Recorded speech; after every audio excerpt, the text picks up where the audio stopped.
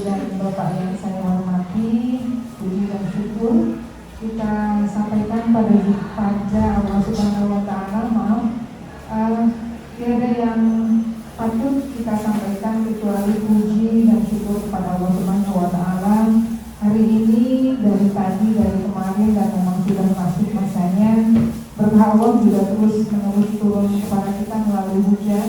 Namun insya Allah sekali lagi, dan saya yakin hujan itu adalah berkah yang diturunkan untuk kita semua. Adapun gangguan yang kita rasakan, itu semata-mata hanya masalah kebiasaan yang sebetulnya ujian yang harus kita taklukkan, sehingga tugas-tugas kita sebagai seorang hamba itu tetap harus dilaksanakan. Kemudian sholawat dan salam marilah kita sampaikan pada junjungan kita Nabi Muhammad SAW. Semoga kita akan tetap terus-menerus istiqomah mengikuti ajarannya. Ibu dan Bapak yang saya hormati, saya mengucapkan terima kasih atas perhatian Ibu dan Bapak untuk hadir dalam kegiatan diseminasi kegiatan guru penggerak yang hari ini akan disampaikan oleh Ibu Hakim. Betul bahwa ini adalah sebuah bagian dari tugas sebagai calon guru penggerak, dan kita tahu guru penggerak itu adalah bagian dari sebuah gerakan. Bagaimana kita akan merubah apa? Merubah iklim sekolah agar iklim sekolah ini betul-betul menjadi sebuah ekosistem pendidikan yang insya Allah juga akan memberikan kebaikan pada peningkatan karakter, kemudian peningkatan pengetahuan, peningkatan sikap dan keterampilan anak-anak siswa-siswa kita. Oleh karena itu tentu saja hal-hal yang berubah ke arah kebaikan harus kita ikuti, harus kita adaptasi, harus kita adopsi agar memang upaya kita untuk menciptakan ekosistem pendidikan yang baik ini akan tercapai. Dan ini salah satu upaya itu, pemerintah telah meluncurkan satu program namanya program guru penggerak yang sebetulnya masih memiliki kaitan dengan sekolah penggerak. Dan hari ini kita akan dengarkan apa yang disampaikan oleh Bu Hertin. Mudah-mudahan menjadi pengetahuan yang baru untuk kita, dan juga mudah-mudahan nanti kita akan mendapatkan motivasi dan juga semangat untuk meningkatkan budaya positif di sekolah kita. Oleh karena itu saya tidak akan berpanjang-panjang, saya akan persilakan Ibu Hertin untuk menyampaikan apa yang sudah dipelajarinya, apa yang akan kita serap untuk peningkatan kualitas ekosistem pendidikan di SMA Negeri Kali 1 Kalijati. Mudah-mudahan ini akan membawa kebaikan untuk kita semua. Selamat belajar Ibu dan Bapak. Ya, selamat belajar, selamat insya Allah selamat belajar, selamat menyerap, dan mudah-mudahan akan menjadi amal kebaikan yang diterima oleh kita pada hari ini. Terima kasih. Assalamualaikum warahmatullahi wabarakatuh. Waalaikumsalam warahmatullahi wabarakatuh. Terima kasih kepada Ibu Hajarita SPDM. Untuk selanjutnya kita masuk ke acara khusus yang akan dibawakan oleh Ibu Hertin. Dipersilakan. Terima kasih Bapak Humas atas kesempatannya. Mohon izin berdiri ini Bapak Ibu supaya terlihat. Pertama-tama saya ucapkan terima kasih kepada Ibu Kepala Sekolah yang sudah memberikan waktu dan kesempatan pada saya untuk memaparkan tentang apa yang sudah saya pelajari sampai saat ini di program Guru Penggerak. Saya ucapkan juga terima kasih kepada rekan-rekan semua yang sudah bersedia meluangkan waktunya hari ini untuk menyerap mungkin ya informasi-informasi terbaru yang muncul gitu di dunia pendidikan saat ini. Baik, yang akan saya bahas kali ini Bapak Ibu adalah tentang budaya positif. Ya, mungkin Bapak Ibu sering mendengar apa itu budaya positif. Ya, kita akan mulai dari kerangka pemikiran Ki Hajar Dewantara. Halaman 2. Jadi di kerangka pemikiran Ki Hajar Dewantara itu kita mengenal, mungkin Bapak dan Ibu sudah mengenal, ada yang namanya pendidikan, ada yang namanya pengajaran. Itu seperti dua hal yang sama tetapi berbeda ya. Kalau pendidikan itu adalah, kita lihatnya pendidikan itu secara umum, keseluruhan, yaitu menuntun segala kodrat yang ada pada anak-anak agar mereka dapat mencapai keselamatan dan kebahagiaan yang setinggi-tingginya, baik sebagai manusia maupun sebagai anggota masyarakat. Jadi pendidikan itu adalah proses menuntun siswa untuk mencapai keselamatan dan kebahagiaan mereka. Dan kemudian pengajaran, apa itu pengajaran? Pengajaran itu lebih sempit lagi. Jadi pengajaran adalah pendidikan dengan cara memberi ilmu yang berfaedah untuk kehidupan anak-anak, baik lahir maupun batin. Jadi Bapak Ibu, kita memberikan pendidikan dan pengajaran pada anak ini semata tidak hanya untuk mentransfer ilmu pengetahuan saja, tapi kita menuntun mereka, memberikan ilmu untuk mereka mencapai kodratnya. Seperti itu. Next, Pak. Nah, jadi kita, apa yang harus kita laksanakan, kita lakukan. Jadi kita sebagai kaum pendidik hanya dapat menuntun tumbuh atau hidupnya kekuatan-kekuatan itu agar dapat memperbaiki lakunya. Jadi seperti ini misalnya, kita anggap kita misalnya petani ya, Bapak dan Ibu menanam padi di sawah. Kodrat si padi itu kan akan tumbuh sebagai padi ya, tidak akan tumbuh sebagai jagung atau apa. Nah, kita sebagai petani itu hanya hanya mengelola, istilahnya mah tanahnya harus subur, diberi pupuk, diberi bahan. Jadi untuk menjaga agar si padi itu tumbuhnya bagus. Seperti itu. Jadi itu pula yang harus kita terapkan pada anak. Kita hanya mengarahkan aja. Karena setiap anak itu sudah punya kodrat masing-masing. Si A seperti ini, si B seperti ini. Kita hanya menjaga lingkungannya saja, Bapak Ibu. Jadi tidak bisa kita mengubah kodrat anak, tapi kita harus menjaga atau menuntun tumbuhnya kekuatan-kekuatan kodrat mereka. Berikutnya ada yang namanya teori konvergensi. Jadi menurut teori ini, watak manusia itu dibagi menjadi dua. Yang pertama adalah bagian yang intelligible, yaitu bagian yang berhubungan dengan kecerdasan, angan-angan atau pikiran, serta dapat berubah. Jadi kalau yang bagian intelligible ini dapat berubah menurut pengaruh pendidikan. Jadi pendidikan dapat mengubah ini. Pendidikan dan keadaan dapat mengubah kecerdasan. Kemudian nah, kedua, ada bagian yang dinamakan bagian biologis. Ini berhubungan dengan dasar hidup manusia dan yang dikatakan tidak dapat berubah lagi selama hidup. Seperti apa misalnya? Di biologis manusia itu misalnya rasa takut, rasa malu, perasaan-perasaan seperti itu tidak akan bisa kita hilangkan dari seorang manusia atau seorang siswa. Jadi rasa-rasa itu tetap ada dalam jiwa manusia, mulai dari anak masih kecil hingga sudah dewasa. Misalnya kita semua pasti akan punya rasa kecewa kalau gagal gitu ya, rasa takut menghadapi sesuatu yang baru. Hanya mungkin yang berkurang kadarnya saja. Tapi rasa-rasa ini itu tidak dapat berubah.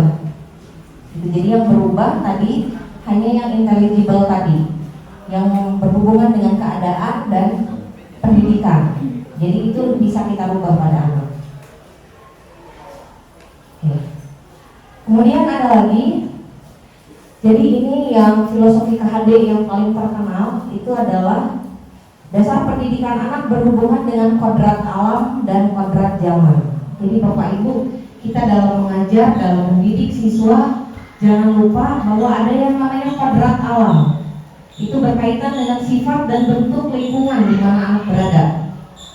Nah, kemudian kodrat zaman itu berkaitan dengan isi dan irama. Jadi kodrat alam itu misalnya pengaruh-pengaruh keadaan alam, dan kalau kodrat zaman itu menyesuaikan dengan kondisi zaman sekarang. Seperti kita sekarang mungkin mengajar sudah nggak pakai papan tulis biasa yang kapur ya, ataupun misalnya nggak pakai whiteboard juga, tapi sudah pakai InFocus. Kadang-kadang kan Bapak dan Ibu juga belajar dari HP, jadi banyak aplikasi-aplikasi siswa. Itu mau tidak mau kita harus mengikuti karena itu kodrat zamannya.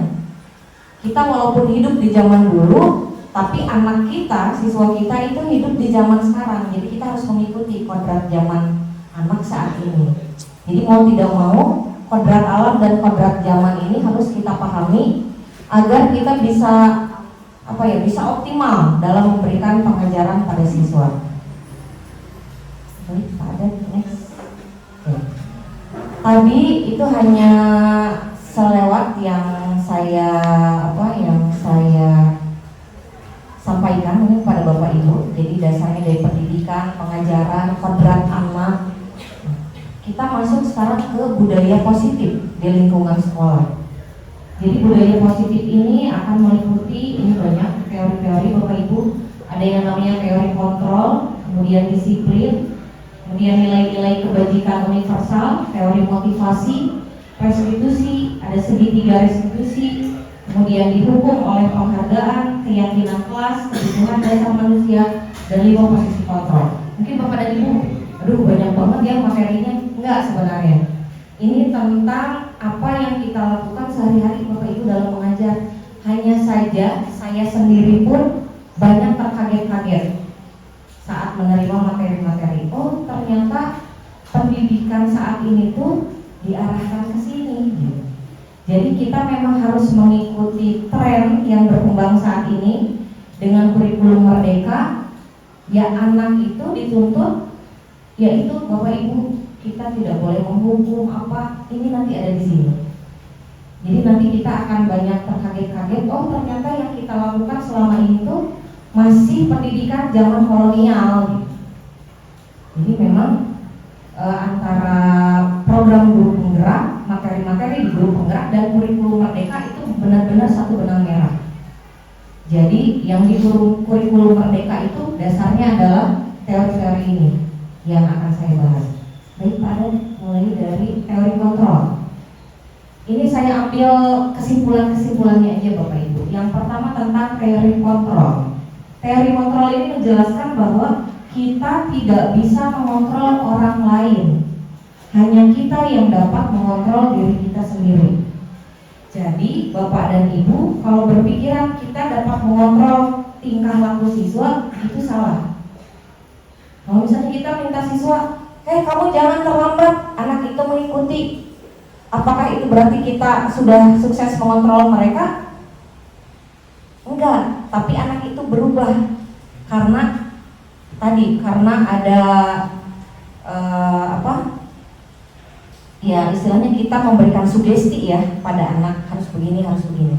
Jadi kita tidak boleh berpikiran bahwa kita bisa mengontrol siswa. Itu teori yang salah. Selama ini saya pun salah. Jadi bukan kita yang mengontrol siswa, ternyata mereka berubah itu berdasarkan kontrol dari diri mereka sendiri. Jadi kalau mereka yang nggak pengen berubah, nggak akan berubah. Itu Bapak Ibu ya.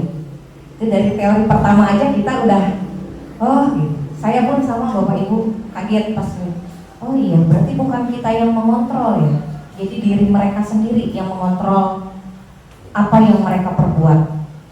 Gitu. Padat yang kedua. Materi kedua tentang disiplin. Disiplin itu maknanya adalah sesuatu yang dilakukan pada orang lain untuk mendapatkan kepatuhan. Pernyataan dari Ki Hajar Dewantara adalah di mana ada kemerdekaan, di situ harus ada disiplin yang kuat. Disiplin ini bersifat pribadi. Namun jika kita tidak cakap berdisiplin, wajiblah penguasa lain mendisiplinkan diri kita. Jadi kita boleh mendisiplinkan siswa? Boleh. Kalau siswanya tidak cakap dalam disiplin. Jadi kita wajib supaya mengingatkan supaya mereka hidup disiplin. Jadi disiplin juga itu tuh sebenarnya salah satu kemerdekaan mereka adalah dengan berdisiplin. Jadi bukan berarti kita mengikat mereka. Jadi itu salah satu pernyataan dari KHD Hajar Dewata. Next. Berikutnya ini ada nilai-nilai kebajikan universal. Jadi yang harus kita tanamkan, kita harus terapkan Bapak Ibu kepada siswa kita, bukan peraturan ABCD. Kita kan begitu, dilarang ini, harus ini. Tapi kita harus menanamkan ini nilai-nilai kebajikan universal. Ini nilai-nilai ini harus dimiliki oleh setiap siswa. Misalnya kejujuran, kedisiplinan, kemandirian, keadilan, kehormatan, peduli, integritas, kesabaran, tanggung jawab, dan lainnya. Jadi ini yang harus kita terapkan pada siswa, bukan kita memberikan aturan. Tidak boleh, misalnya gini, contohnya gini, Bapak dan Ibu kenapa kalau berkendara pakai motor, pakai helm? Ya, pakai motor kenapa Bapak pakai helm? Nah gitu. Kalau Bapak sudah berpikir ke situ, itu berarti sudah menanamkan nilai kebajikan, keselamatan untuk diri sendiri. Jangan sampai, kenapa kita pakai helm? Karena takut ditilang polisi. Kalau jawaban kita masih itu, berarti kita hanya takut pada aturan, belum menerapkan bahwa kita pakai helm itu supaya selamat gitu. Jadi ini yang harus kita tanamkan pada siswa. Kenapa tidak boleh kesiangan? Nilai apa? Karena mereka harus disiplin. Kenapa tidak boleh mencontek saat ujian? Jadi karena mereka harus menanamkan sikap kemandirian, kejujuran, seperti itu. Jadi itu yang harus ditanamkan. Bukan berupa anak itu harus mengikuti peraturan kita, tapi bagaimana kita menanamkan nilai-nilai ini harus ada di setiap siswa kita. Seperti itu. Next slide. Kemudian materi keempat ada teori motivasi, Bapak Ibu. Ini ada 3 teori motivasi perilaku manusia. Yang pertama, jadi seseorang itu bertingkah laku yang pertama untuk menghindari ketidaknyamanan atau hukuman. Jadi kenapa si anak mau mengerjakan tugas, ngerjain PR? Takut dihukum. Ya, ini tingkatan paling rendah dari motivasi. Yang kedua, itu untuk mendapat imbalan atau penghargaan dari orang lain. Saya ngerjain ini karena kata gurunya kalau ngerjain paling cepat atau benar dapat reward gitu ya. Itu juga motivasi yang kedua. Dan yang ketiga, teori motivasi itu adalah untuk menjadi orang yang mereka inginkan dan menghargai diri sendiri dengan nilai-nilai yang mereka percaya. Jadi siswa itu harus pada tahapan motivasi ketiga. Idealnya kita juga sama Bapak Ibu. Ya, kenapa ngerjain RPP? Oh, takut ditagih gitu kan. Atau kalau enggak takut dihukum, atau pengen dapat reward atau apa, penghargaan, ucapan selamat dan lain-lain. Enggak. Tapi kita harus jadi motivasinya yang ketiga, yaitu memang tanggung jawab kita gitu, menghargai diri sendiri. Kita sebagai guru memang harus yaitu melaksanakan tanggung jawab yang melekat pada kita, termasuk membuat RPP tadi, membuat penilaian, menilai hasil belajar siswa, itu kan melekat dalam tugas pokok kita. Sama seperti itu. Jadi kalau kita masih berada di nomor 1 dan nomor 2, ya kita berusahalah sekarang motivasi kita untuk naik lagi lah. Jadi untuk menghargai diri sendiri dan nilai-nilai yang kita percaya. Next pada.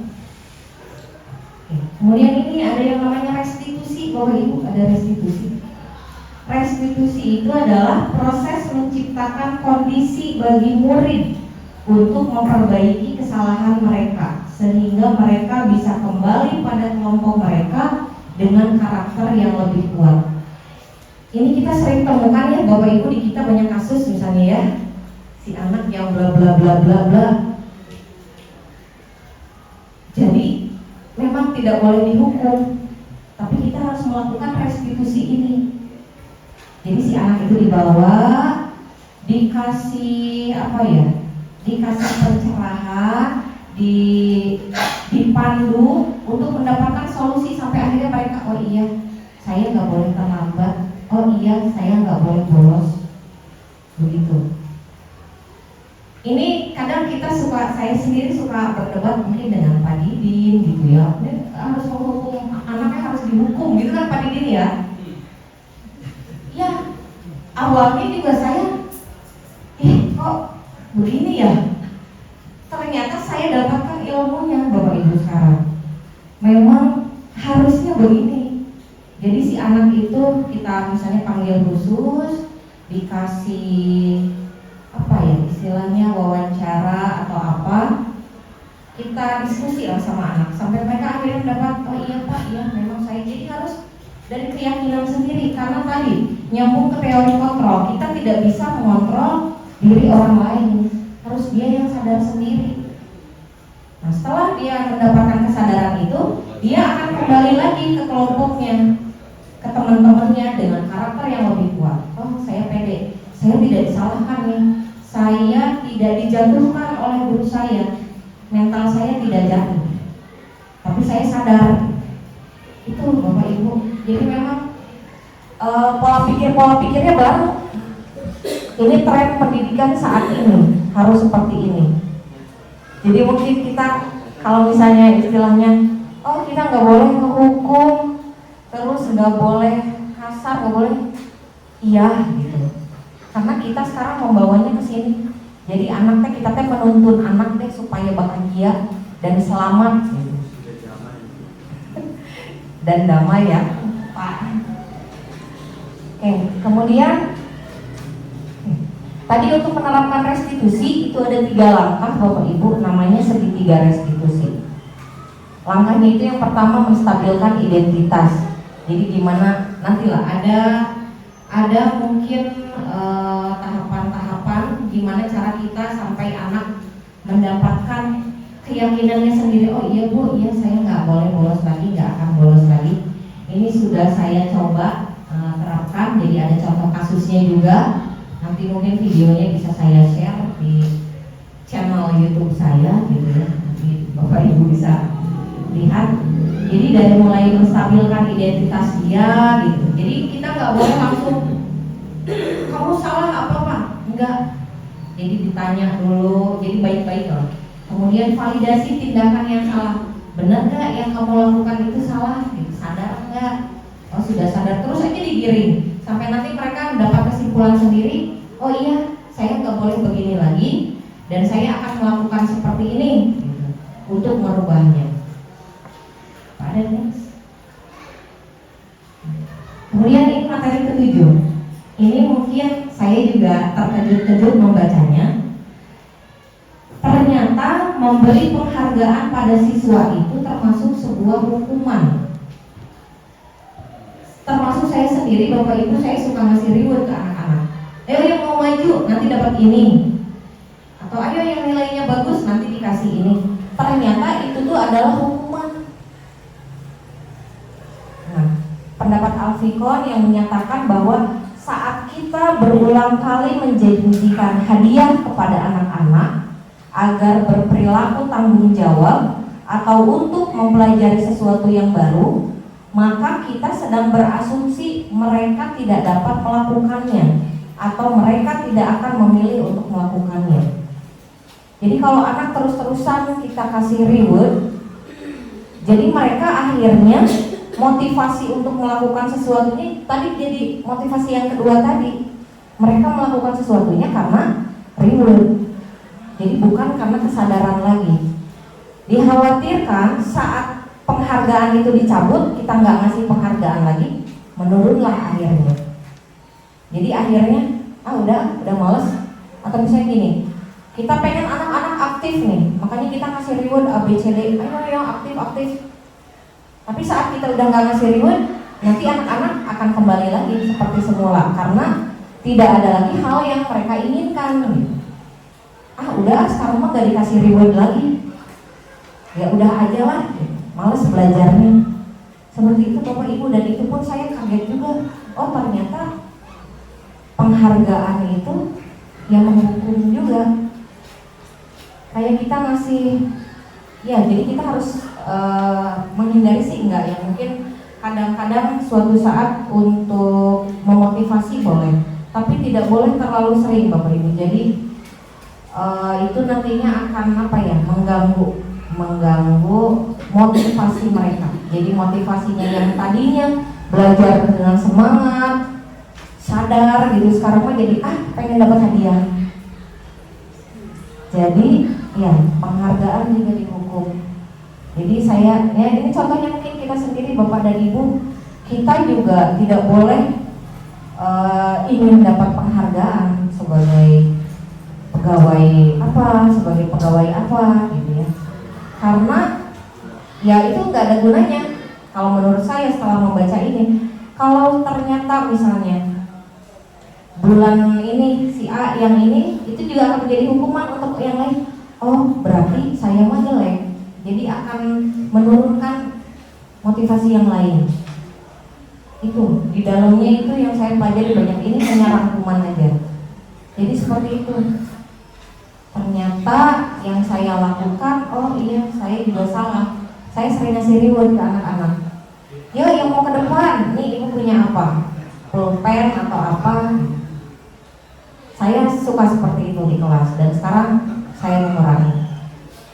Jadi cukup dengan terima kasih, bagus, tidak diiming-imingi apapun. Jadi harus kesadaran diri mereka sendiri. Kemudian berikutnya ada yang namanya keyakinan kelas Bapak Ibu. Ini kalau kita mah biasanya kenalnya peraturan ya, peraturan tata tertib, peraturan kelas, peraturan sekolah. Kita sebutnya sekarang keyakinan kelas atau kesepakatan kelas. Ini saya pernah terapkan di kelas 10.3, 10.7 buat gitu ya keyakinan kelas. Nanti mungkin videonya gimana cara menerapkan ini, membuat ini, nanti saya share juga ada. Jadi keyakinan kelas bersifat lebih abstrak daripada peraturan kelas. Ini lebih rinci dan konkret. Jadi keyakinan kelas ini berisi nilai-nilai kebajikan yang akan mereka tanamkan pada diri mereka sendiri selama mereka berada dalam lingkungan belajar. Ini tadi saya bahas tadi ya. Jadi kita kan kenalnya peraturan sekolah. Dilarang A, dilarang B. Tapi kalau yang namanya keyakinan kelas, bentuknya itu seperti apa ya? Meyakini nilai-nilai. Jadi menjaga kebersihan kelas, kan itu beda dengan jangan buang sampah sembarangan atau jangan buang sampah di dalam kelas. Tapi ini menjaga kebersihan kelas. Berarti itu kan kita meyakini bahwa kelas harus bersih, harus nyaman, seperti itu. Kemudian bekerja sama dalam kelompok. Jadi nilai-nilai seperti itu yang harus kita tanamkan. Jadi jangan pakai kata perintah mungkin gitu ya. Kita kan seringnya jangan, do dan don't gitu ya. Lakukan dan jangan lakukan. Tapi ini kita dari dalam harus kesadaran diri mereka sendiri ya. Kayak kemarin saya menerapkan keyakinan kelas itu dimulai dari mereka saya kasih sticky note. Apa yang mereka harapkan, kamu ingin kelas seperti apa, pada nulis. Tuliskan apa yang kamu tidak suka di dalam kelas. Misalnya guru jangan ngasih tugas banyak, atau teman-teman jangan ribut saat guru. Itu kan muncul dari mereka sendiri. Nah akhirnya kita buat dalam bentuk suatu kata-kata pernyataan. Kemarin ada beberapa pernyataan, ada 8 pernyataan. Saya tulis di karton, ditempel di kelasnya, ditandatangani oleh ketua kelas dan saya. Itu mungkin contohnya gitu ya. Tapi ini kan Bapak dan Ibu juga bisa menerapkan nanti di awal materi gitu ya. Jadi harus seperti apa. Jangan dari kita yang memerintahkan, tapi ayo kita pengen kelasnya seperti apa, kita diskusi. Dan itu harus disepakati oleh semuanya, keyakinan kelas. Ada next. Kemudian materi ke-9. Ada kebutuhan dasar manusia, Bapak Ibu, ada 5, yaitu kebutuhan untuk bertahan hidup, kebutuhan untuk kasih sayang dan merasa diterima, kebutuhan kebebasan, kebutuhan kesenangan, dan yang terakhir penguasaan. Ini kelima kebutuhan dasar manusia itu harus mutlak didapatkan oleh siswa. Makanya tadi kadang ada anak-anak yang cari perhatian gitu ya. Cari perhatian berarti kekurangan apa Bapak Ibu? Kurang kasih sayang, ya harus disayangi oleh Bapak dan Ibu gitu kan. Ya, jadi Pak Ustadz harus menyayangi semuanya. Atau misalnya apa ya? Ada anak mungkin yang pengennya dipuji-puji gitu ya, kamu bagus atau apa, karena mereka ingin penguasaan, maksudnya iya, saya dianggap benar.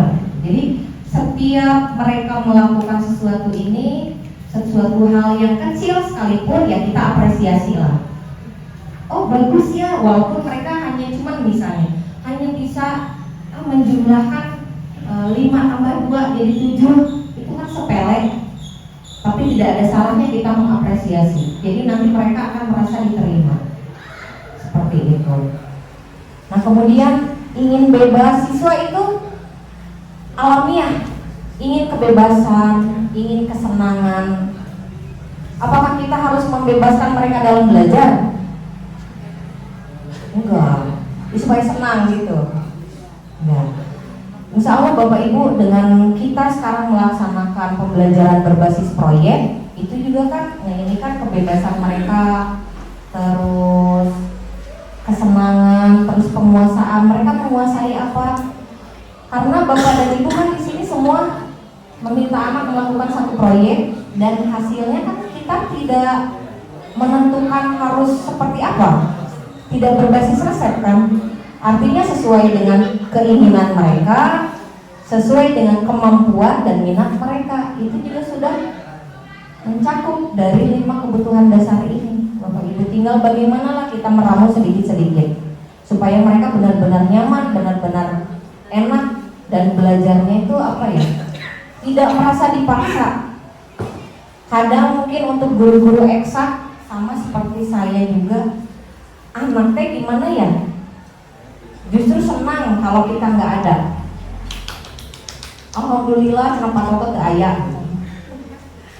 Kenapa? Itu teh jadi ini juga Pak. Setelah saya belajar ini, saya mikir, kok saya tidak disukai ya? Guru-guru eksak biasanya gitu, karena anak kan nggak mau yang pusing-pusing, mikir berat gitu.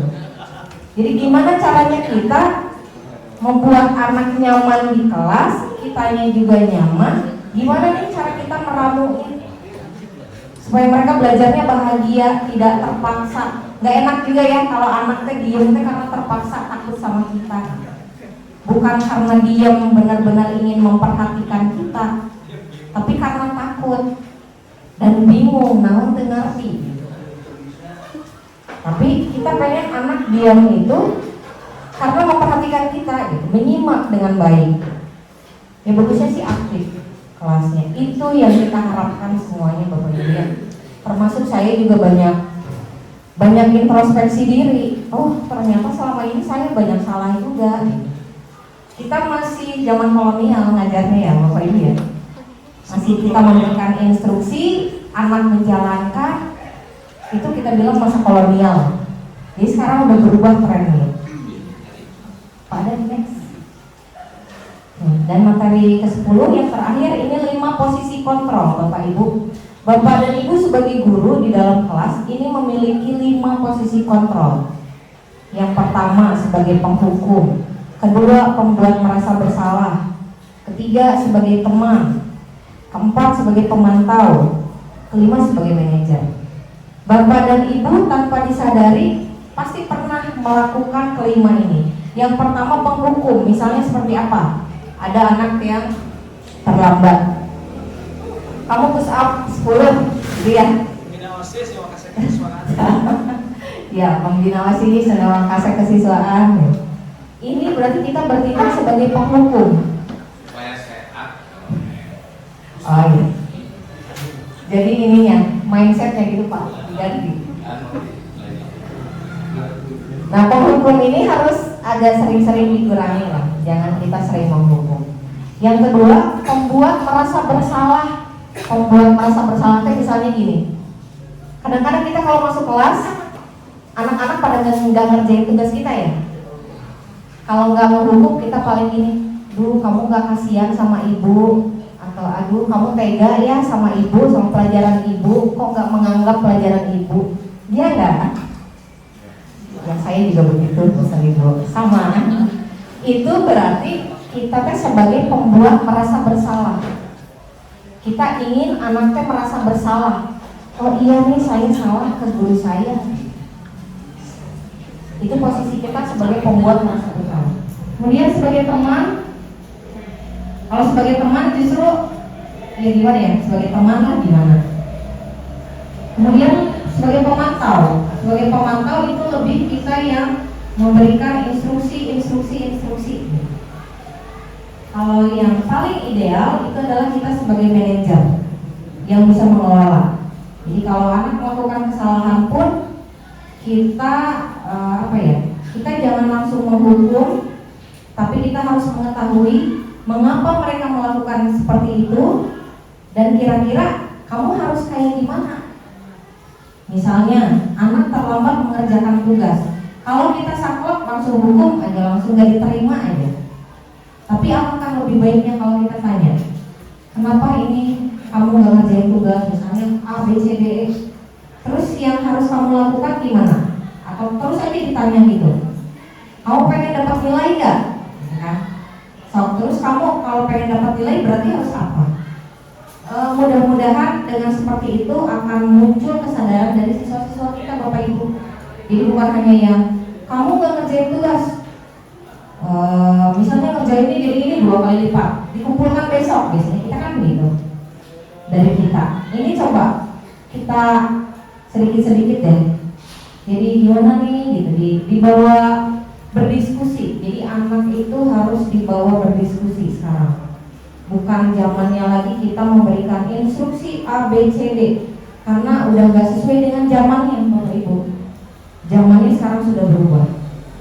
Jadi kita yang harus sebagai pendidik yang harus paham dan kita harus melebur lah ke dalam zaman itu. Kita nggak bisa menolak karena makin sana zaman berubah, pola pikir anak, lingkungan anak, teknologi juga berubah dan kita yang harus membiasakan diri dengan itu. Ini Pak Den. Ini tadi dari semua tadi teori materinya, ini hal-hal menarik yang ditemukan oleh saya. Yang pertama tadi ya Bapak Ibu, bahwa memberi penghargaan bukan untuk meningkatkan motivasi, namun justru penghargaan adalah suatu hukuman. Jadi kata-kata itu yang benar-benar menarik untuk saya, ini baru gitu ya. Oh jadi nggak selamanya penghargaan itu menjadi motivasi, tapi justru hukuman. Hukuman untuk orang lain juga. Kan kadang ada yang, oh berarti saya mah begini, gitu kan. Kalau kita memberi penghargaan ke siswa A, nanti siswa yang lain beranggapan, oh berarti saya mah jelek, saya mah ini, saya mah ini. Siswa lain yang banyak itu. Kemudian yang kedua, bahwa motivasi itu tidak bisa diberikan oleh orang lain dan tidak bisa dikontrol kecuali datang dari dalam dirinya sendiri. Itu Bapak Ibu kuncinya ya. Jadi kita ke siswa jangan banyak menuntut atau apa, justru kita gimana lah, kita sekarang mau berdiskusi sama anak supaya kesadaran itu timbulnya dari dalam diri mereka sendiri, karena hanya mereka yang bisa mengontrol diri mereka sendiri. Kemudian yang ketiga, hukuman pada murid adalah suatu identitas gagal dan bersifat negatif.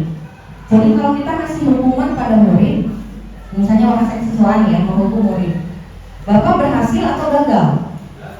Gagal, karena peraturan tadi tidak dilaksanakan. Kalau kita mau beri hukuman artinya kita gagal, karena apa yang kita minta tidak dikerjakan oleh siswa, kita gagal. Nah, Jadi identitas sukses dan positifnya yaitu adalah tadi Bapak Ibu melakukan restitusi tadi. Jadi kita melakukan diskusi atau melakukan semacam konseling.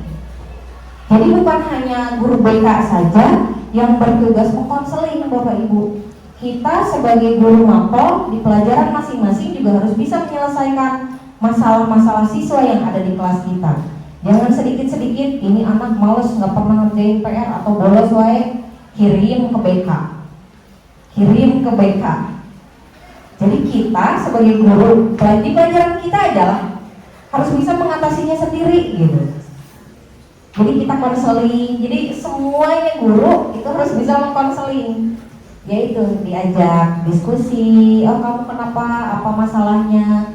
Kalau misalnya di pelajaran saya ada anak yang tidur terus, itu tanggung jawab saya nggak harus ngasihin ke BK, misalnya ini tolong anak ini dididik supaya cenghar gitu ya itu tugas saya. Kenapa dia ngantuk? Mungkin saya membosankan gitu. Ya kan? Terus saya tidak menarik untuk dilihat. Jadi ya inilah, jadi kita mengkonseling murid di pelajaran kita sendiri lah minimal, atau kalau wali kelas di kelasnya sendiri lah.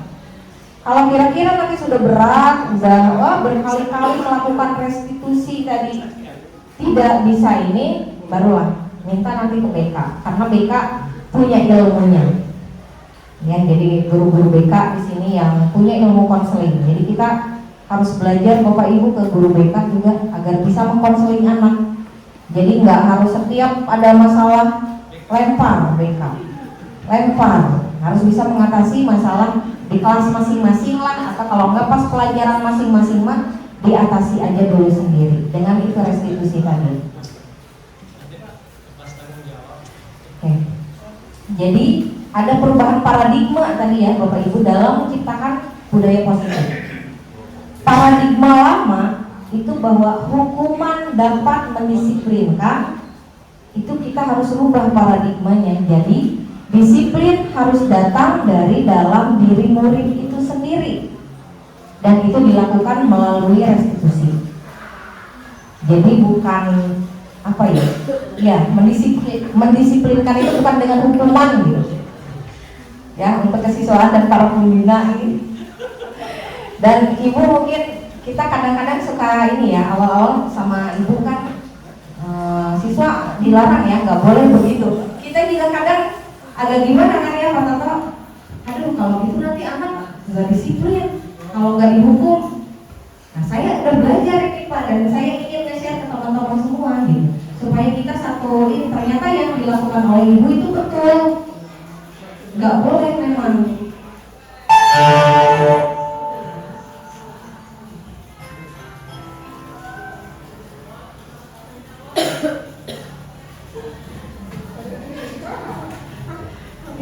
Kemudian, paradigma baru yang Bapak Ibu semoga kita bisa inilah. Jadi supaya kita satu kesatuan lah. Kita ini kan udah sekolah kita udah bagus lah dilihat di luar, udah visioner. Jadi sayang kalau budaya di dalamnya juga masih kita budaya kolonial yang masih lama. Kita ikutilah tren saat ini. Itu yang pertama ya Bapak Ibu, hukuman dapat mendisiplinkan itu salah. Jadi disiplin harus dari dalam diri siswa sendiri. Yang kedua, seorang murid akan dapat disiplin jika kebutuhan dasar mereka sudah terpenuhi. Jadi asal terpenuhi juga disiplin. Ya, Pak Dedi bakal disiplin ya kalau kebutuhan dasar sudah terpenuhi ya. Itu kita sudah berdiskusi terus. Oh iya. Iya, jadi Bapak dan Ibu juga sama kan, akan disiplin kalau kebutuhan dasar sudah terpenuhi. Yang tadi itu ya, yang kasih sayang, diterima, kebebasan, semangat, penguasaan. Jadi gak usah disuruh lagi untuk disiplin, akan disiplin sendiri. Jadi itulah fungsinya kita untuk menciptakan lingkungan dan budaya positif itu, ya supaya kita nyaman di sekolah. Jadi gak akan berat untuk disiplin, akan disiplin sendiri. Dan kemudian yang ketiga, dengan menerapkan keyakinan diri pada murid tentang nilai-nilai kebajikan universal, maka motivasi intrinsiknya akan terbangun. Jadi murid-murid dibawa untuk ya iya, kamu itu mandiri, jujur, disiplin itu memang harus dimiliki oleh setiap murid, bukan karena mereka takut dihukum, tapi itu memang harus dibangun oleh murid sendiri. Mereka membutuhkan itu untuk nanti hidup di luar, hidup di masyarakat. Jadi kita sekarang apa ya, cara ini mah tali petani ya Bapak Ibu ya, kita mah nggak bisa kodratnya si padi ya akan jadi padi, tumbuhnya nggak akan jadi jagung. Kita mah hanya menggemburkan tanahnya, menyiram tanahnya, menyemprot hamanya supaya tumbuh dengan subur, supaya tumbuhnya dengan baik. Itu kodrat anaknya. Oke, ini saya sudah coba Bapak Ibu, ini pengalaman dan perasaan saya saat menerapkan budaya positif di sekolah. Ini saya sedikit-sedikit juga menerapkan di kelas sendiri gitu kan. Saya nggak di sekolah tapi di kelas sendiri. Yang pertama yang saya lakukan, mulai meniadakan penghargaan berupa hadiah pada siswa yang bisa menjawab tantangan yang saya berikan. Biasanya saya suka, ayo siapa yang bisa dapat ini. Sekarang saya sudah mulai meniadakan itu. Kemudian mulai membentuk keyakinan kelas, bukan peraturan kelas. Jadi pas saya mulai, waktu itu kebetulan saya rolling dengan guru mapel IPA. Saya kebetulan kelasnya baru lagi. Pas dapat materi tentang keyakinan kelas ini, langsung saya terapkan. Jadi biasanya saya bikin peraturan kelas, bukan peraturan kelas ya saya buat itu. Ya tata tertib mapel fisika. Tapi enggak, ini saya buat keyakinan kelas, jadi dari mereka sendiri datangnya. Kemudian yang ketiga, mulai menerapkan segitiga restitusi saat menghadapi masalah-masalah terkait siswa. Jadi udah mulai enggak marah-marah Bapak Ibu saya, gitu ya. Jadi kalau ada siswa yang ini ya saya ajak ngobrol, saya diskusi kenapa kamu begitu, gitu. Jadi enggak banyak ngasih hukuman. Ini mulai saya terapkan di kelas saya sendiri. Nah, alhamdulillah ya Pak. Setelah saya menerapkan, ya saya lega gitu ya. Jadi yang saya rasakan saya lega karena saya sudah mengarahkan siswa saya ke arah yang benar untuk membentuk karakter positif mereka yang akan berpengaruh untuk kehidupan mereka di masa yang akan datang. Jadi itu Bapak Ibu. Jadi mudah-mudahan apa tadi ya tentang budaya-budaya positif dan tren-tren pendidikan saat ini yang memang sesuai dengan kurikulum Merdeka ini bisa kita terapkan di kelas kita masing-masing lah minimal.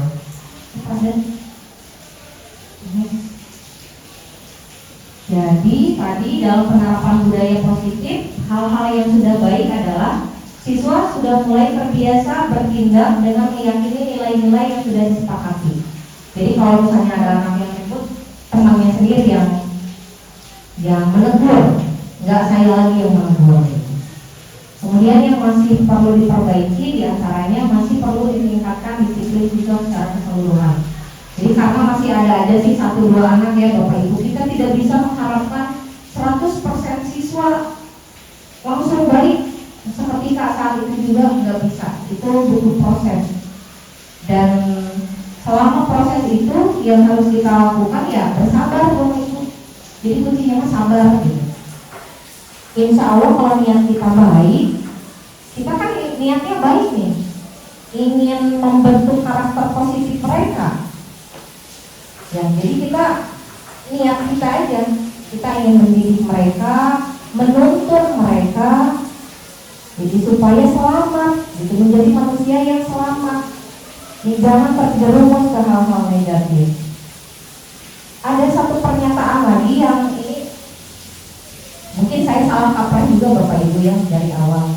Kita selalu mendengar bahwa anak itu ibarat kertas kosong. Bapak Ibu sering dengar nggak? Anak itu adalah kertas kosong. Guru atau pendidik itu yang bisa mengisinya. Ternyata itu salah. Ada yang namanya teori tabula rasa. Jadi anak itu bukan kertas kosong. Mereka sudah memiliki garis-garis halus, sudah memiliki gambar sendiri. Tugas kita adalah menebalkan. Misalnya begini, si A punya minat kesenian, si B punya minat olahraga. Di fisika mereka semua jelek nilainya.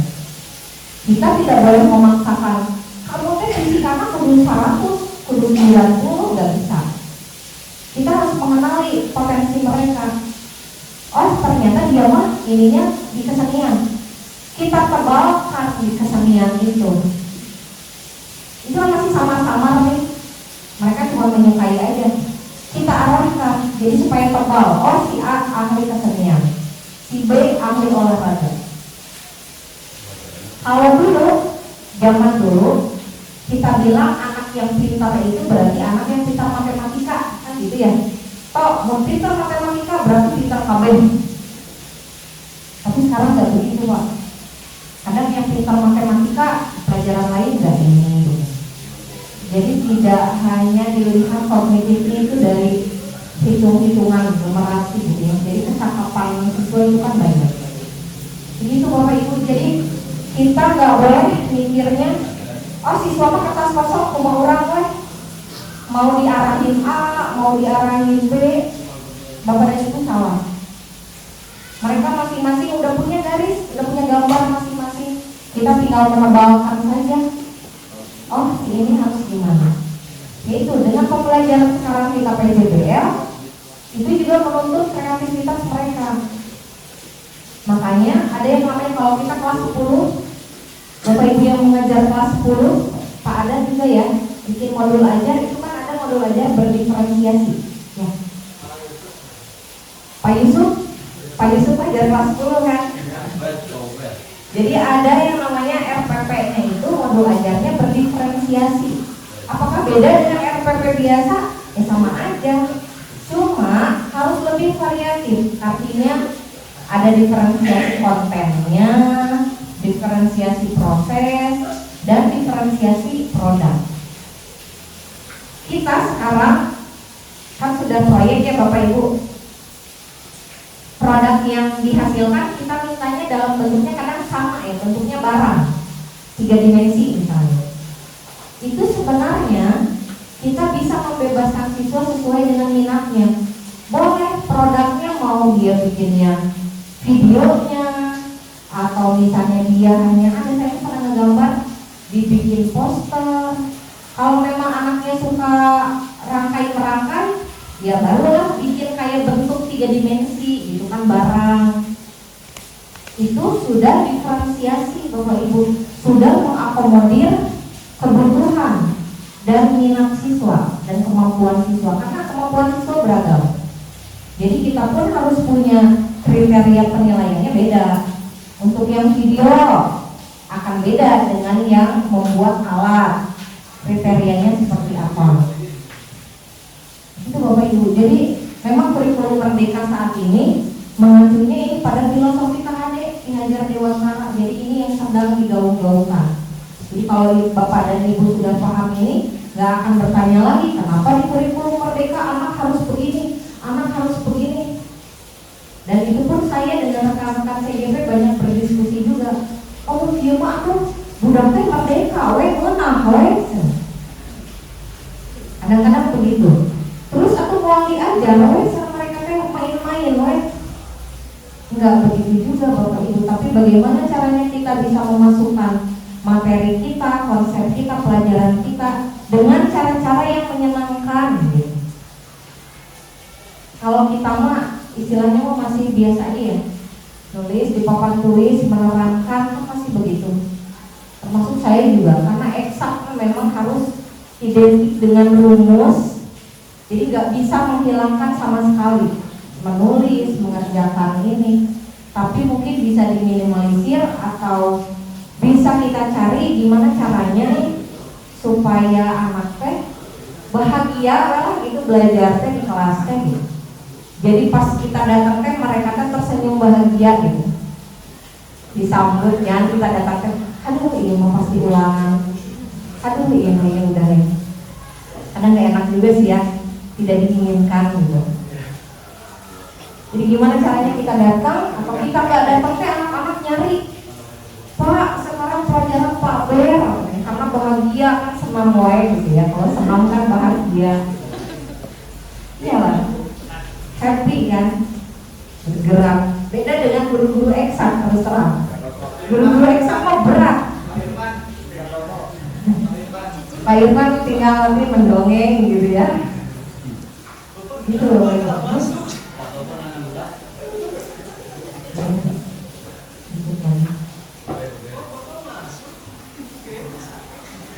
Jadi anaknya bahagia gitu ya Bapak. Bapak katanya nggak masuk, jadi aja ya.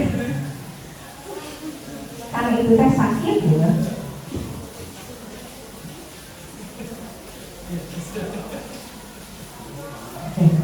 Ini pengalaman saya pertama.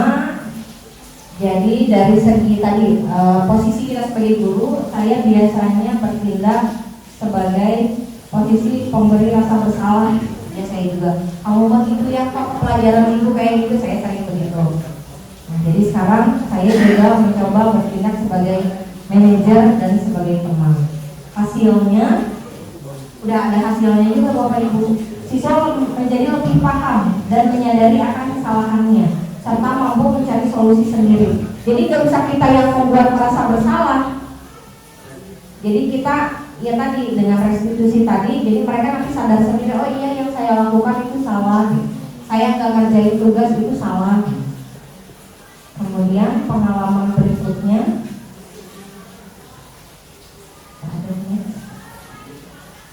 nah, ya tadi Bapak Ibu ya.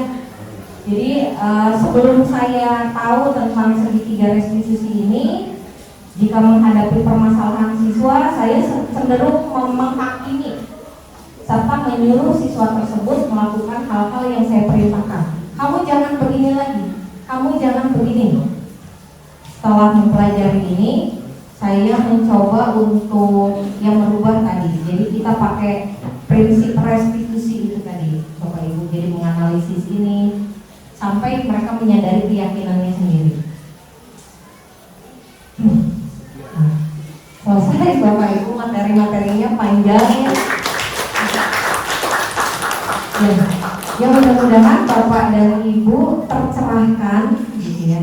Karena saya sendiri pun pribadi tercerahkan sekali gitu, dengan materi-materi yang ada di guru penggerak. Harapan saya mungkin dari Ibu Kepala Sekolah, teman-teman di sini juga banyak yang mengikuti program guru penggerak. Tidak sulit karena ini ilmunya benar-benar berguna untuk meningkatkan kualitas kita sebagai pengajar gitu ya. Tetapi dikarenakan mungkin teman-teman belum berkesempatan mengikuti program ini, maka ya ini saya ingin memberikan dan membagikan sedikit materi yang sudah saya terima. Mudah-mudahan bisa dipahami, dimengerti. Kalau untuk melaksanakan sih apa ya, bagusnya melaksanakan ya Bu. Jadi supaya budaya positifnya benar-benar kita, kalaupun tidak, ya itu kembali ke Bapak Ibu. Yang penting tugas kita sebagai anak untuk menuntun mereka sudah kita laksanakan dengan baik. Mungkin sebelum nanti ada tambahan beberapa informasi yang lain, barangkali ada teman-teman yang ingin menyampaikan sesuatu atau mungkin menanyakan sesuatu, mangga kita diskusi saja. Dia belum mangga.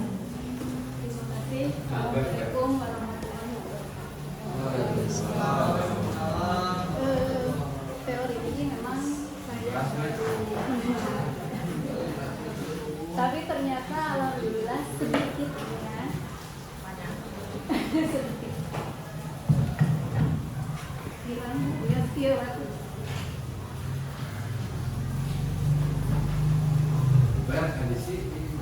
Iya, terima kasih. Selamat kesempatan.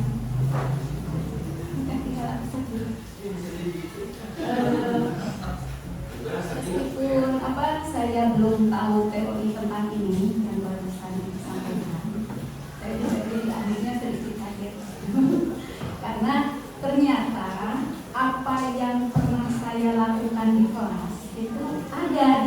ini, karena saya juga sebagai guru kan dari tahun 90 ya. Jadi ternyata dari tahun ke tahun itu ada perubahan. Kenapa kok siswa sekarang seperti ini berbeda dengan siswa dulu? Salah satu contohnya, saya dari Bandung berhubung di sini baru 1 tahun, itu sudah dikenal sebagai wali kelas yang tidak pernah marah. Karena memang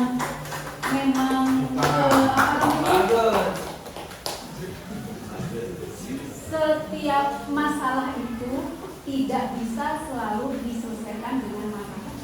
Artinya kita harus menelusuri dari mana akar permasalahannya. Itu setiap kelas selalu ada. Nah kemudian kalau di sini saya juga sudah menerapkan hanya begini. Saya hanya berpikir gimana caranya anak senang belajar kimia. Itu saja. Ternyata teorinya dari sini. Gitu. Salah satunya misalnya saya menyampaikan pada siswa ya bahwa kita harus bisa memilih bahwa saya itu untuk siswanya saya itu ingin di mana. Kalau saya ingin ke sekolah di SMA, saya mau jurusan apa? Berarti kan mereka harus bertanggung jawab sendiri gitu, atas jurusannya. Maka kalian duduk di IPA, berarti harus belajar kimia. Tapi tidak harus semuanya 100% gitu. Maaf dan dilanjutkan saja.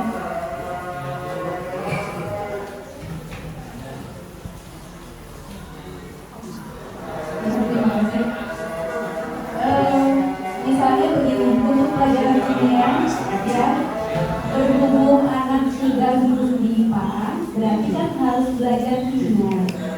Betul. Hanya, saya tidak senang kimia, masalah. Misalnya, tapi minimal nilai KKM, karena saat ini sedang ada KKM bukan kita ya. Jadi minimalnya KKM. Akhirnya setiap saya memberikan soal, misal 5 soal, ada anak menyelesaikan 1 soal tidak masalah, ada menyelesaikan anak 2 soal tidak masalah, atau semuanya. Bahkan ada yang kemarin kelas 12 IPA 5, ada yang minta soal latihan, Bu, saya ingin soal latihan tambahan. Ini yang soal saya kasih. Gitu. Salah satu contohnya ternyata teori yang saya sampaikan ini minimalnya ada di teori yang saya sampaikan tadi. Hanya itu saja. Alhamdulillah ternyata saya mungkin tinggal mengembangkan apa yang tadi diteorikan. Itu saja. Terima kasih. Assalamualaikum warahmatullahi wabarakatuh.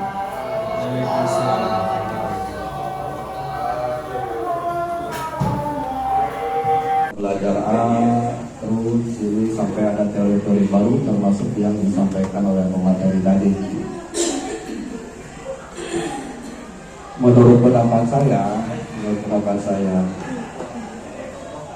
teori-teori belajar yang sudah dikemukakan oleh para ahli memang tidak terlepas dari penelitian yang sudah mereka lakukan. Akhirnya dapat sebuah teori untuk melaksanakan pembelajaran di sekolah, terutama di kalangan pendidikan.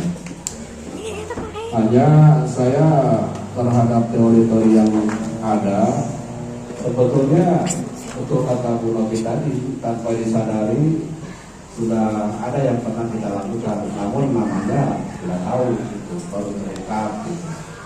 Dan memang kebiasaan kita di pendidikan sama juga pengalaman terus akan berubah sampai ke depan mengikuti kegiatan. Namun saya secara pribadi tetap sifat manusia secara lahiriah yang harus kita garis bawahi, melihat teori-teori yang ada. Mohon maaf saya memandang dulu dari segi agama dulu supaya teori tidak terlupakan, agama kita dipakai dalam digabungkan menjadi sebuah kebiasaan dalam mengajar. secara pribadi memang saya juga tidak ada yang tidak setujunya dengan pendapat dari di kurikulum yang baru ini, terutama kalau Wadidin itu nyaram nanti dia hilang kemaluannya. Kebiasaan untuk mendidik melalui arahan yang suara keras itu dan ajakan suara keras. Oleh karena itu saya hanya berpendapat dan mengungkapkan dalam segi agama tetap kita namanya definisi agama itu kan peraturan, kemudian dalam peraturan ada sanksi yang harus dibebankan pada pelanggar peraturan. Yang kedua, saya berpendapat secara lahiriah ilmu memang syariat bisa ditransfer dari guru ke siswa. Namun harus kita sadari bahwa proses transfer ilmu itu bukan hanya syariat, tapi ada hakikat yang memberikan kelancaran dalam membimbing ilmu. Oleh karena itu, proses yang kita jalankan kalau misalkan ini terkait dengan kebijakan kita nanti dalam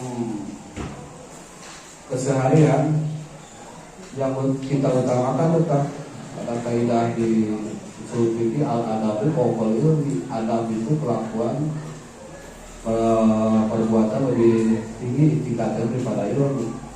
Maka harus kita gunakan pertama adab dulu, terutama pesan Rasul ibda binafsi, kita dulu yang mulai.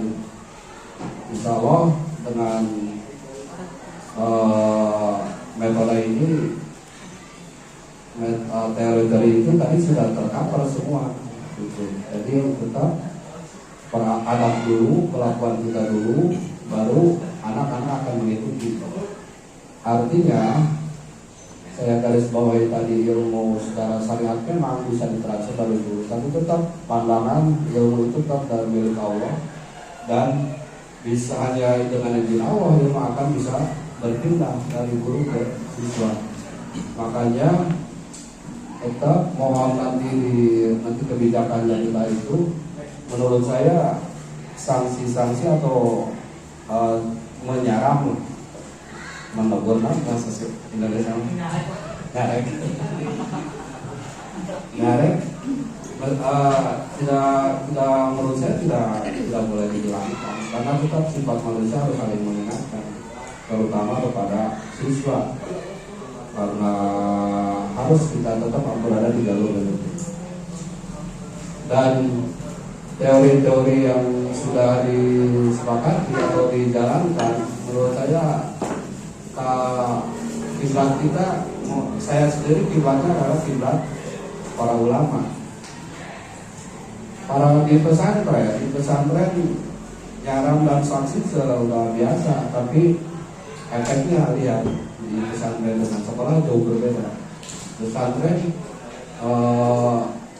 keparibasana asal hadir ke guru, hormat ke guru, menghormati guru, keluar pesantren guru sudah memberkahi, bisa ilmu dapat, ilmu laduni yang diberikan oleh Allah.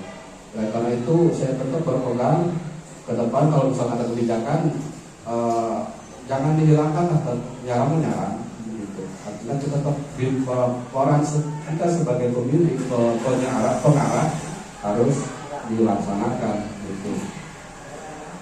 Terutama yang saya pegang di kitab Talimul Ta'lim, tetap ada aturan-aturan tertentu kapan siswa ilmunya bisa bermanfaat gitu. Yang paling tinggi kan karena rasanya di pesantren, tentu anak-anak yang di pesantren itu merasakan sendiri. Ada yang teman-temannya jarang ngaji tapi dia takut guru, keluar punya pesantren bisa ngaji. Oh di pesantrennya dia ngaji jarang, tapi hanya hormat ke guru. Di sana saja tetap secara keilmuan menurut saya di di diskusi ini karena saya dulu itu ilmu Bangara, hidupnya ilmu itu dengan berdiskusi. Tetap kita jalankan, gitu. Tapi dengan koridor-koridor yang sudah nanti kita sepakati misalnya. Karena saya baca di sebagian setuju sih, tidak saya juga. Ada yang menganggap bahwa nanti kurikulum Merdeka Liberalisme Pendidikan menjadikan liberal. Salah satunya memang salah satu pemahaman kita menjauhkan dari adab atau peraturan-peraturan yang dipakai di pendidikan. Ulama-ulama yang kita pahami itu di kitab itu sama berdasarkan pengalaman dan penelitian. Dan akhirnya teman-teman jangan heran kenapa di pesantren seperti itu salah satu yang dipakai teknik atau metode pendidikannya memakai kitab Ta'lim Muta'alif. Insya Allah akan berhasil.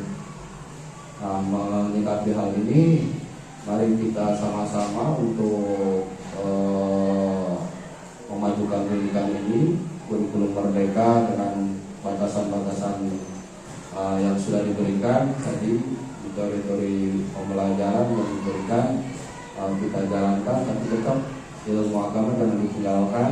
Salah satunya tetap diri kita bagaimana seorang pelajar, seorang siswa agar ilmunya bukan hanya dapat tapi dia kedepannya bermanfaat nggak, gitu. Jangan seperti Indonesia sekarang, para koruptor itu bukan bodoh tapi pintar, tapi itu dampak dari sekolahnya pintar tapi tidak menghargai itu tidak bermanfaat. Yang ditakutkan seperti itu. Insya Allah dengan berbekal agama Indonesia ke depan maju. Ya, terima kasih. Ini hanya sekedar komentar, kemudian hanya pendapat. Mudah-mudahan kita lebih bijak ke depannya, terutama pesan Rasul Islamina mulailah berdisiplin dengan diri sendiri. Mendisiplinkan siswa berarti kita disiplin sendiri. Terima kasih. Assalamualaikum warahmatullahi wabarakatuh. Waalaikumsalam warahmatullahi wabarakatuh. Ya, terima kasih Pak Muhammad atas pernyataan ya. Saya bilangnya pernyataan dan komentarnya. Betul Bapak Ibu bahwa hukuman itu bukan untuk dihilangkan sebenarnya. Hanya saja cara kita untuk memberikan hukuman pada anak itu yang harus kita pikirkan kembali lah, kita olah kembali supaya anak itu benar-benar diberi kesadaran. Jadi, oh iya saya itu salahnya itu seperti ini, yang benarnya saya harus seperti ini, gitu. Karena di filosofi pendidikan KHD itu kita menitik beratkannya pada budi pekerti memang. Jadi tidak hanya transfer ilmu saja, betul kata Pak Muhammad, tapi budi pekerti dan akhlaknya itu yang harus kita tanamkan, sehingga sebelum kita menanamkan pada siswa, kita juga harus menjadi teladan dulu, gitu. Dan untuk menumbuhkan budi pekerti anak itu, kita tidak serta merta, itu perlu proses dan itu memang harus ya tadi tidak bisa berubah dari kodrat mereka. Jadi kita hanya memfasilitasi gitu, seperti apa seharusnya anak tersebut, budi pekertinya, akhlaknya harus seperti apa, itu tetap kita yang wajib untuk mengarahkan. Jadi Bapak Ibu, mungkin teori-teori yang tadi sudah saya sampaikan, pada prakteknya di lapangan itu Bapak dan Ibu menyesuaikan dengan kondisi masing-masing. Yang penting tadi hal-hal penting yang prinsipnya itu mungkin kalau bisa kita laksanakan gitu ya, seperti tidak boleh fisik, jelas sekarang sudah tidak boleh lagi menghukum fisik. Jadi kita lebih mengedepankan bagaimana kita membentuk perilaku baik anak gitu. Nanti di luar forum aja. Mungkin sekian penjelasan dari saya tentang budaya positif yang mungkin bisa kita kembangkan di sekolah ini. Terima kasih. Wassalamualaikum warahmatullahi wabarakatuh. Waalaikumsalam.